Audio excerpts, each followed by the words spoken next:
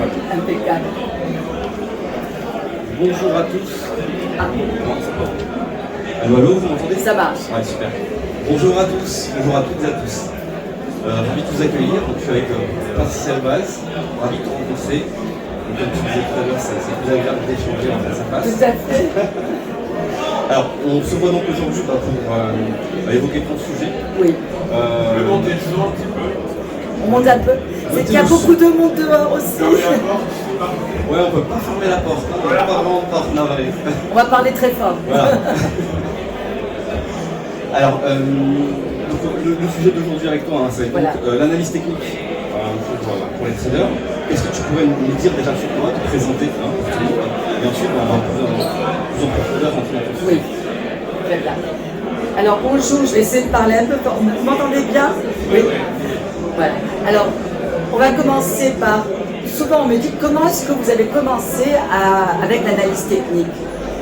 Alors j'ai travaillé pour une société qui s'appelle Standard & Poor's Money Market Services sur Londres et la première expérience que j'ai eue c'était de mettre à jour les graphiques points et figures.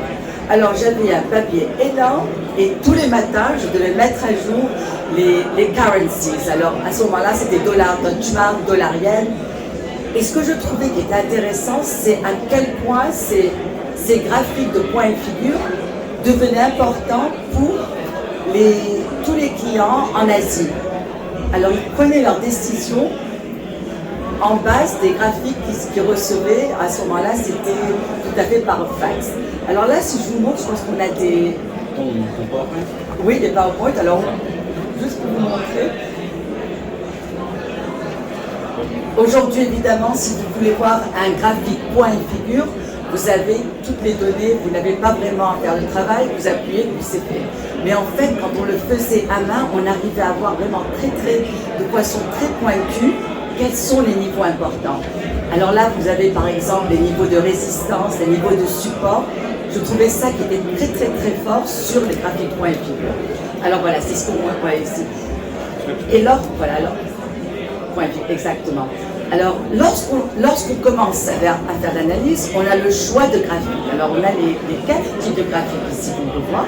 C'est ça juste avant. Voilà. Alors, vous avez le choix de choisir. Vous pouvez choisir, par exemple, un graphique de ligne de barre. Vous avez aussi les graphiques de points et figures. Vous avez aussi les graphiques de bougies japonaises. Et chacun a ses avantages. Et si je vous demande globalement quel graphique vous préférez utiliser, qu'est-ce que vous direz par exemple? Pardon? Chandelier japonais, les bougies japonaises, tout à fait. Vous par ici, aussi les candlesticks. Et est-ce qu'il y a quelqu'un qui utilise les points et figures ici, les graphiques points et figures? Alors voilà, alors c'était quelque chose qui était très important, je dirais dans les années 1990. Aujourd'hui, comme vous dites, les bougies japonaises sont les plus utilisées. Et une des raisons en fait, c'est que c'est très facile à voir si c'est une séance bullish ou bearish. Alors avec la couleur de la bougie, ça nous permet, et ensuite comme les bougies sont ensemble, quand on a deux bougies par exemple, si on a une bougie qui est très bearish et une bougie qui en fait après devient à l'intérieur de celle-ci, on sait qu'en fait on a un harami, que c'est une pause. Alors en fait c'est comme ça que j'ai vraiment découvert l'analyse technique, c'est par Standard & Poor's, par les points et figures. Aujourd'hui, ils ne sont pas utilisés aussi autant, mais c'est vraiment quelque chose qui nous donne une très grande valeur sur les points importants. Alors jusqu'à présent, je pense que point et figure et candlestick, pour moi, se représentent les meilleurs pour le trading. Voilà.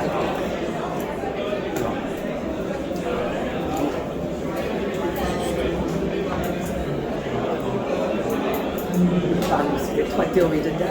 Voilà, c'est ça. Donc la théorie de Dow, est-ce que tu peux nous en dire? Voilà. Alors, lorsqu'on voit Dow, en fait, ce que je trouve intéressant, c'est qu'on a les 3 stages. Alors, on va montrer ça ici. On a, voilà, la théorie de Dow en 3 stages. Et, en fait, ces phases, vous les voyez dans tous les marchés. Dans chaque marché que vous avez, vous arrivez à identifier les 3 phases. La première qu'on connaît, c'est l'accumulation. En fait, c'est quand vous arrivez à prendre une position, c'est le début d'une phase. Ensuite, vous avez la participation et c'est là quand tout le monde arrive. Maintenant, la dernière phase, c'est celle en fait que je trouve la plus dure à identifier. Et la raison pour laquelle c'est la plus dure, c'est la tendance qui va changer. Alors, quand on parle de distribution, en fait, on veut dire que le mouvement va changer et c'est ça qui est difficile. Alors, souvent je dis comment est-ce qu'on identifie la distribution. Et là, quand on lit le Financial Times, par exemple, vous avez l'article des nouvelles financières et à l'intérieur, vous avez la section Companies and Markets. Et quand je vois des nouvelles de Companies and Markets qui viennent sur la section générale, je me dis, c'est le moment de faire le contraire. Ça veut dire que tout le monde en parle, ça veut dire que la foule y est, et ça veut dire qu'il faut aller contre la tendance. Et c'est là, je pense comme exemple, il y a le Bitcoin, quand tout le monde en parlait, quand on allait dans le taxi, on dit « Ah, vous avez acheté du Bitcoin, on allait chez le dentiste, vous parlez du Bitcoin ». Alors, c'est là qu'on se dit « Ah, est-ce qu'il y a maintenant une correction qu'on va voir ?» Alors ça, c'est assez important. Et là, j'ai quelque chose sur la foule que j'aime bien. Je suis sûre que vous avez beaucoup d'entre vous avec tout ça, c'est comment les gens se suivent. Alors là, vous avez quelqu'un qui dit j'ai une action et je pense que ça va être Excel, ça va être très très bon. Du coup, ça devient de Excel à Sell. Ensuite, il y en a un qui dit bon, j'en ai marre, goodbye. Ah, c'est le moment de vendre, bye, d'acheter maintenant, bye, bye, bye. Et c'est exactement ça, c'est la foule. Et aujourd'hui, on se pose la question, est-ce que, bon, la présentation et tout ce qu'on va faire aujourd'hui, c'est surtout sur l'intelligence artificielle. Est-ce qu'il y a maintenant trop de débats sur le fait que les sociétés comme Nvidia, qui est un des tops du tech sector, est-ce que c'est tout ça, est-ce que c'est survalué? Bon, alors d'un côté, on a Goldman Sachs qui nous dit, attention, c'est à 430 $ pour la valeur d'Nvidia, mais c'est seulement le début de la phase. Et ils prédisent aussi que 600 millions de dollars seraient les valeurs sur ce qui est énorme. Alors, en fait, leur target pour Nvidia, c'est 600 $, et il y en a qui parlent de 1000 $. Mais est-ce que c'est aussi quelque chose est-ce qu'on est arrivé maintenant à cette distribution où, personnellement, je pense qu'il y a une correction quand même qui est due. Quand on voit un mouvement aussi fort, je pense qu'il y a une correction qui est due. Et l'effet de la foule, en fait, c'est quelque chose qu'on regarde et c'est vraiment lié à la distribution, à la troisième phase de Dow. Donc tu penses qu'il va y avoir une correction sur Nvidia? Alors, je veux dire, c'est fort possible parce qu'on a vu un mouvement très impulsif. Mais ceci dit, quand on parlait juste avant ça, on avait un débat avec 5 intervenants qui sont excellents. Il y a beaucoup qui seront là aujourd'hui, qui seront avec leur slides. En fait, je suis d'accord que c'est seulement le début de ce qui va se passer avec le IA.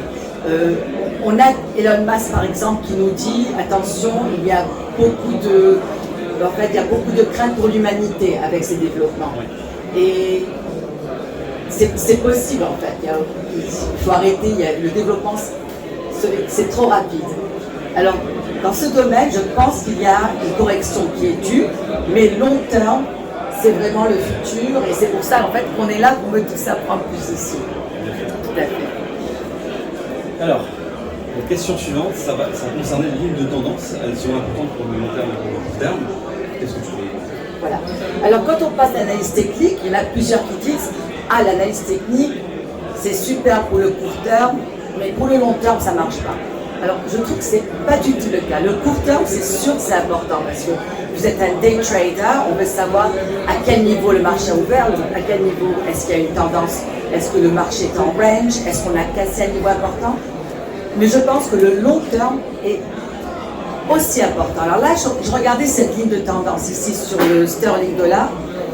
Et si vous voyez là, évidemment pour les lignes de tendance, on doit avoir 2 points minimum pour avoir la ligne. Alors là, nous avons la ligne de support qui remonte comme ça. Et après, qu'est-ce qu'on se rend compte? Qu'est-ce que la ligne de support devient?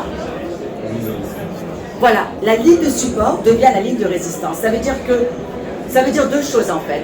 La première, c'est que la tendance qui était très impulsive commence à ralentir. Bien que la livre ici remonte, Vous voyez, c'est pas sur le même niveau impulsif. Et la deuxième chose que ça nous montre, c'est que nous avons la forte résistance. Alors cette résistance peut être utilisée comme notre stop. Une fois qu'on était là, le marché a baissé, là je continue à vendre et là j'ai mon stop à la ligne de résistance. Alors là aussi on a un autre exemple dessus sur le niveau de le Brent crude. Alors on a vu que oil maintenant c'est remonté assez important, c'était à 95, beaucoup qui parlent de 100 un peu plus.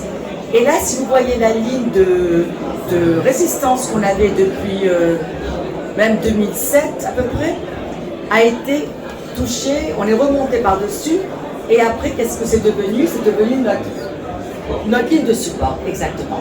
Alors c'est pour ça que même, bien que beaucoup disent « Ah non, non, c'est très très bon, court terme, long terme, on ne touche pas », je pense que ce n'est pas le cas. En fait, si c'est utilisé de façon bien, c'est vraiment court terme et long terme pour l'analyse technique, très très important.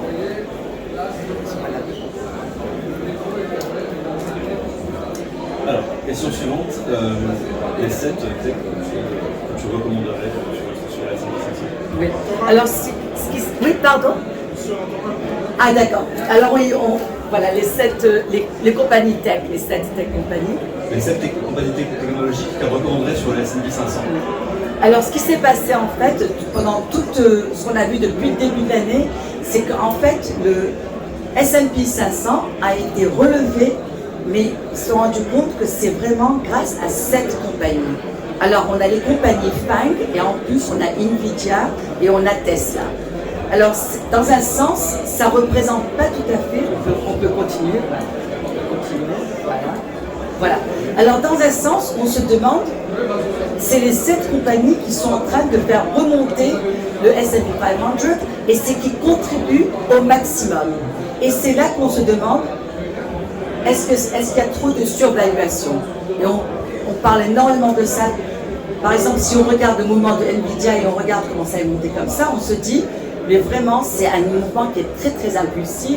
Ensuite, on va en dessous, on va Meta, on a Tesla, mais c'est les 7 compagnies qui mènent le mouvement aussi. Est-ce qu'il n'était pas d'ailleurs question de créer un indice dédié justement à ces enjeux? Oui, alors ils en parlaient en fait parce qu'ils disaient ça ne représente pas tout à fait le S&P parce que c'est dominé par les 7 grosses tech companies. Est-ce qu'on ne devrait pas avoir un autre, comme vous dites, un autre indice? Et ils en parlent, ça n'a pas encore été fait. Et là, si on compare le slide à côté, si vous voyez là, le Russell 2000, c'est en fait les compagnies qui sont un peu plus petites, mais si on voit ça, c'est Apple a une valuation plus importante que toutes les compagnies du Russell 2000. C'est rien que pour avoir une idée à quel point ces 7 compagnies en fait dominent le marché tech. Voilà.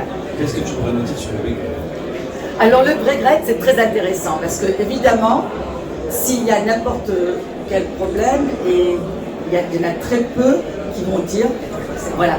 Alors il y en a très peu qui disent, quand ils ont voté, qu'ils ont fait, il y en a qui disaient, ah, c'est la bonne chose à faire, c'est nécessaire d'avoir le Brexit et tout ça.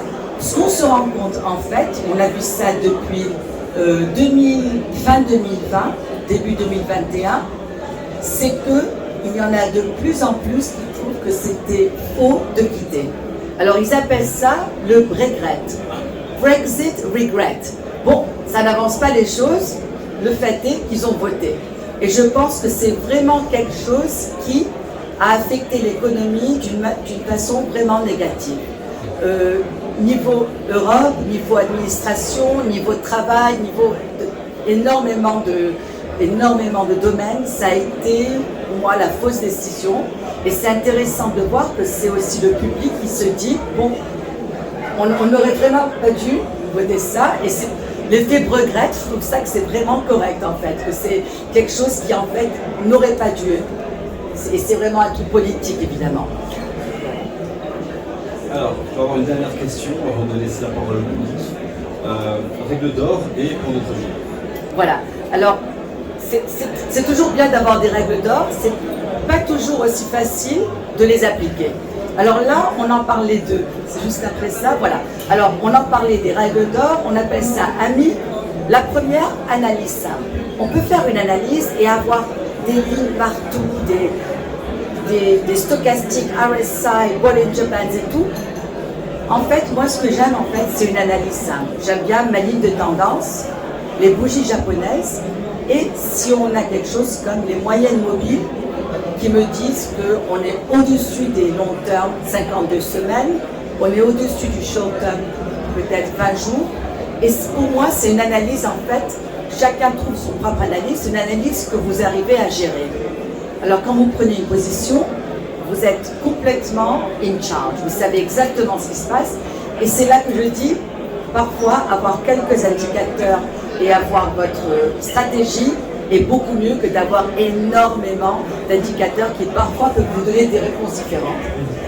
La deuxième chose, c'est maîtriser son trading.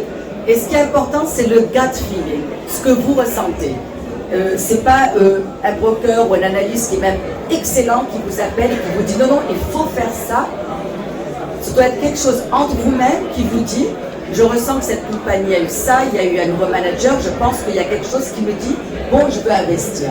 Et ça, c'est très important, c'est en fait d'avoir vous-même la discipline pour chaque trade.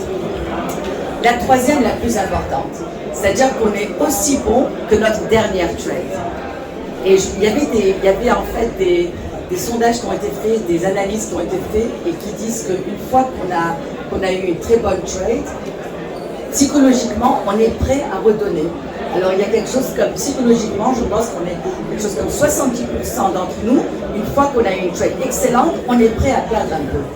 Alors ce qui est important en fait, c'est parfois de ne pas toucher, et une fois qu'on a une bonne trade, de rester hors du marché, même si on peut. Parfois on ne peut pas, parfois on est obligé de trade constamment, mais avoir une petite pause et manager le cash flow. Notre trade la plus importante, c'est celle qu'on a eue avant. Après ça, c'est ça qui est important, c'est en fait comment on réinvestit. Alors ça, c'est pour moi les 3 règles d'or que j'utilise énormément, qui ne sont pas toujours faciles et que j'admets, je ne les ai pas toujours utilisées de façon disciplinée. Et en fait, on apprend comme ça aussi. Quand on change notre stop et tout comme ça, on se dit, bon, la discipline, en fait, c'est le numéro 1. Voilà. Et on va finir avec le plan de trading. Et là, c'est vraiment, c'est comme si vous voulez la suite et comment est-ce que vous analysez, comment est-ce que vous décidez votre trade. Vous commencez par choisir le graphique. Là, vous avez dit candlesticks. Peut-être quelqu'un utilise plus les point and figure. Vous sélectionnez le graphique. Ensuite, vous travaillez de long terme au court terme. Moi, j'arrive jamais à prendre de position, à moins que je sache d'où on vient. Est-ce que, par exemple, gold, par exemple l'or, est-ce qu'on est près des niveaux historiques? On doit savoir le long terme et après on arrive et on travaille au court terme. Ensuite, on regarde quels sont les patterns. Est-ce qu'il y a des trucs de continuation? Est-ce qu'il y a est-ce qu'il y a un triangle important que je dois voir? Alors là, c'est les patterns qu'on regarde. Les moyennes mobiles, c'est pas tout le monde qui les utilise parce que il faut se rappeler que les moyennes mobiles, en fait, ne donnent pas le style avant. Les moyennes mobiles, en fait, c'est time lagging. Ça nous donne une confirmation de la tendance, mais on les ajoute ici. Et ensuite, les oscillators, la RSI, stochastics, et là aussi, tous les algo trading qu'on peut mettre, toutes les choses qu'on crée et qu'on peut ajouter ici. Ensuite, le dernier, c'est pour Ishimoku, il faut parler à Daniel Cohen-Delara, qui a écrit son livre d'ailleurs, et qui sera là aujourd'hui pour en parler. Et tout ce qui est comme Elliott Wave, il y en a qui adorent, il y en a qui disent non, non, c'est trop subjectif, mais c'est aussi une analyse qui marche bien et gagne. Et à la fin, on doit avoir de strong foundations. Alors, quand on a une maison, on veut bâtir une maison, on doit avoir de très bonnes bases, fondations, exactement. Si on n'a pas de bonne base, bon, ça dure 3 jours, peut-être, ça dure même pas un jour. Alors, c'est exactement la même chose pour le trading. On doit avoir des fondations très très fortes. On doit avoir aussi la discipline de travailler à partir de ces fondations. Alors ça, c'est en gros sur le plan d'analyse technique et comment j'utilise ça. Okay, alors on a le temps si on peut, on a quelques questions si on peut. Et la dernière chose que j'ai mis ici, c'est intéressant, le forecast. Alors là, je vous demandais quel est ce graphique, qui peut reconnaître le graphique, sans nom ni rien. Et je vous donne un hint, c'est sur le marché Forex. Euro-dollar, exactement. Euro-dollar. Et 3 jours, quel est le niveau? Qu'est-ce que le forecast vous dirait? 3 jours, c'est en fait 1,0650. On n'a pas tellement bougé, il n'a pas eu de... Bien que là, je vois qu'il y avait une bougie japonaise qui était haussière, on n'est pas vraiment remonté au-dessus de 1,07 et on est vers 1,0650. C'est toujours intéressant de voir les graphiques sans savoir ce que c'est et voir exactement son contexte. Exactement. Très bien. Ne soyez pas timide, hein. Si vous avez des questions, n'hésitez pas. Oui.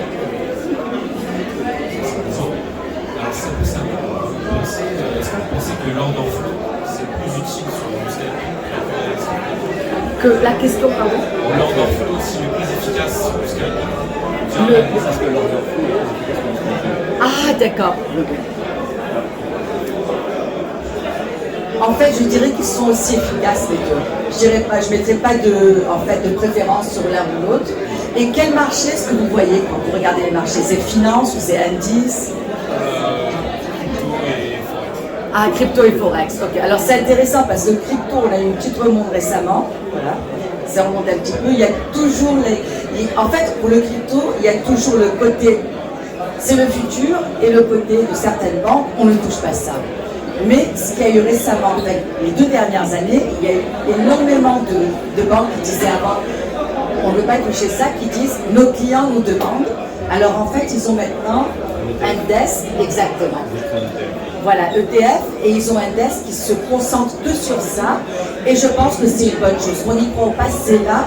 Et on doit en fait apprendre dessus. On doit apprendre. C'est quelque chose que, bon, évidemment, les mouvements, il faut vraiment pouvoir avoir ça quand même. Des mouvements aussi violents que ça, il faut vraiment être prêt pour ça.